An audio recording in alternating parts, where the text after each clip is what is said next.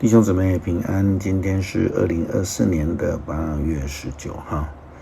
今天的经文是诗篇36篇，创世纪43章第1节到15节，使徒行传第6章第1节到第7节。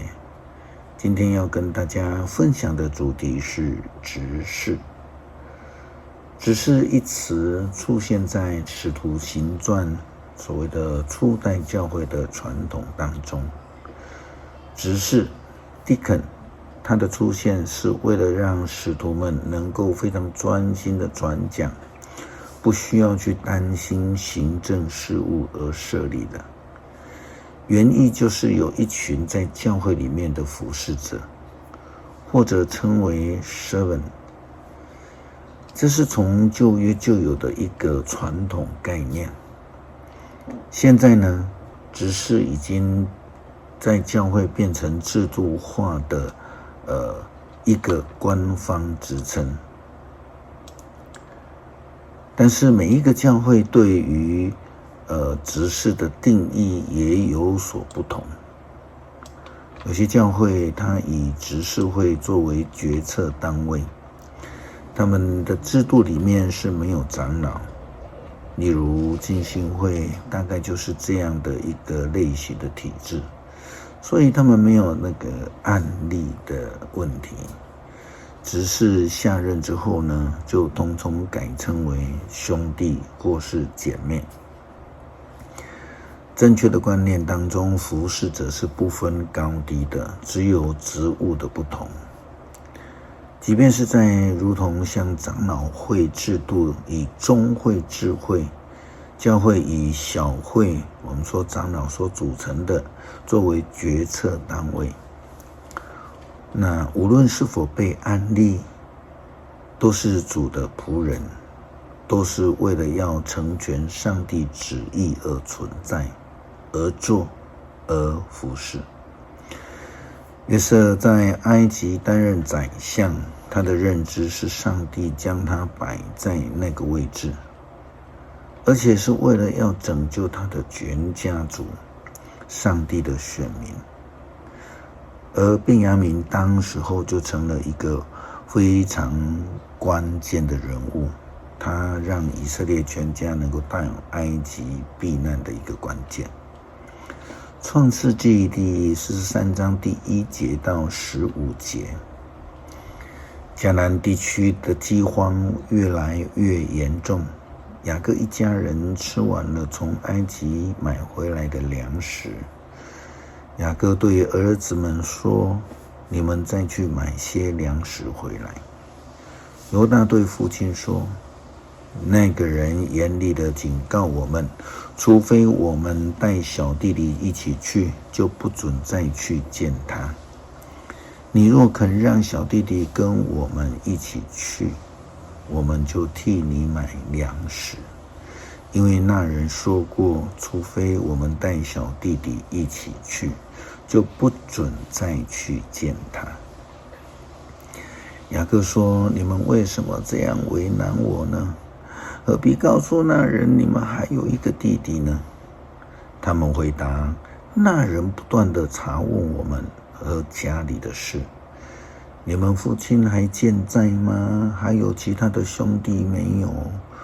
我们不得不回答他：“我们怎么知道他要我们带小弟弟去呢？”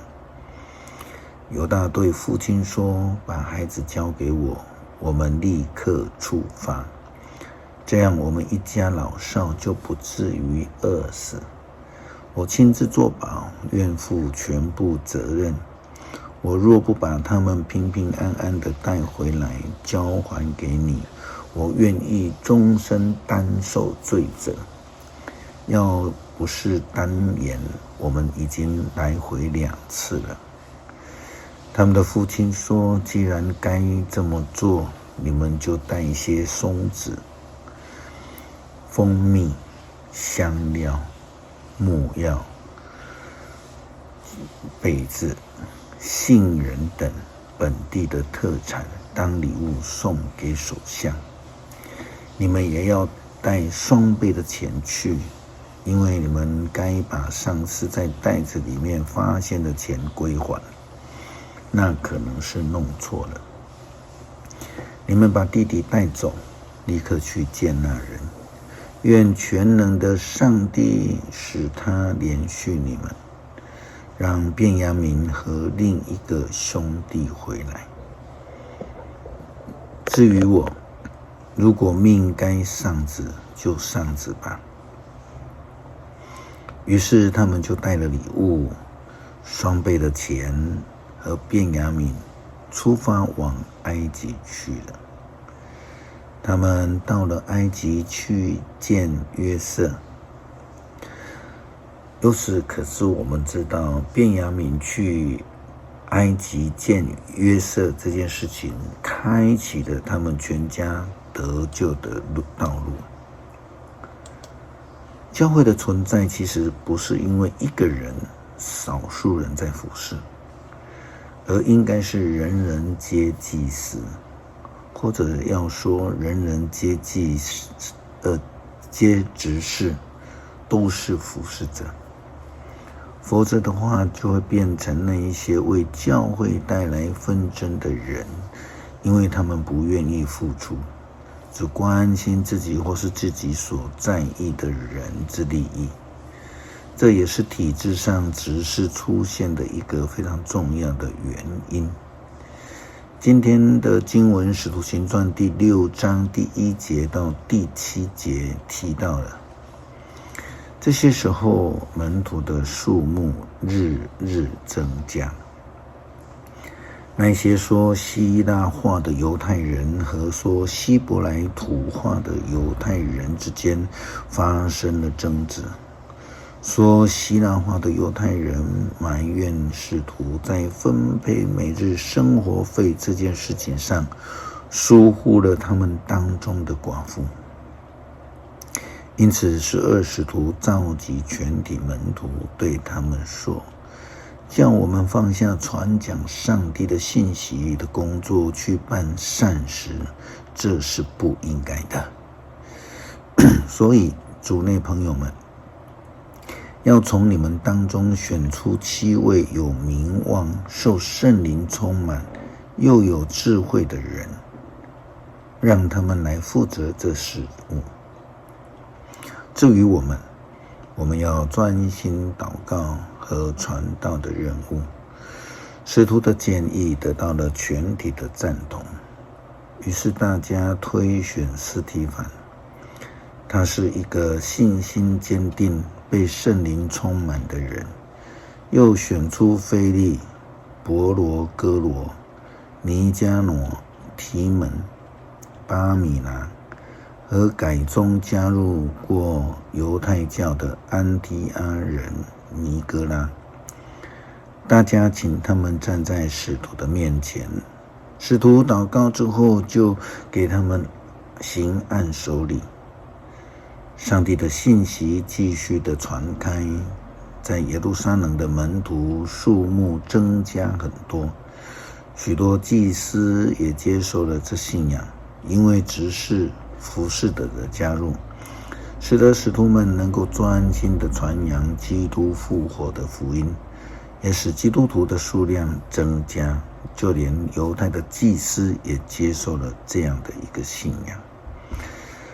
诗篇36篇，罪在邪恶的人心里鼓动说，不要上帝，不要怕他。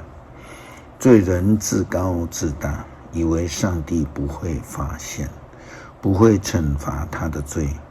他满口邪恶诡诈，他早已丧失了行善的智慧。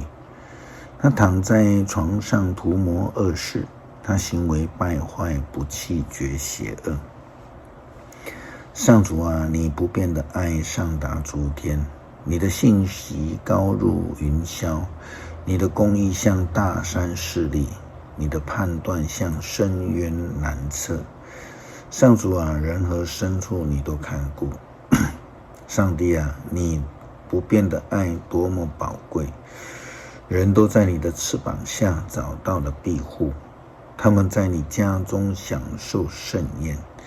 你给他们喝你那喜乐的泉水。你就是生命的泉源，在你的光照中，我们得见光明。求你不断的眷顾认识你的人，求你继续善待正直的人，别容许骄傲的人欺负我，别让作恶的人赶逐我。你看，作恶的人倒下去了，他们倒在那里，再也站不起来了。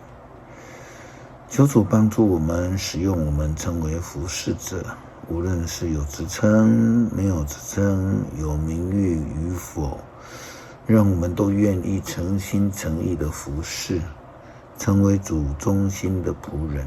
感谢祷告，奉主耶稣基督圣名求。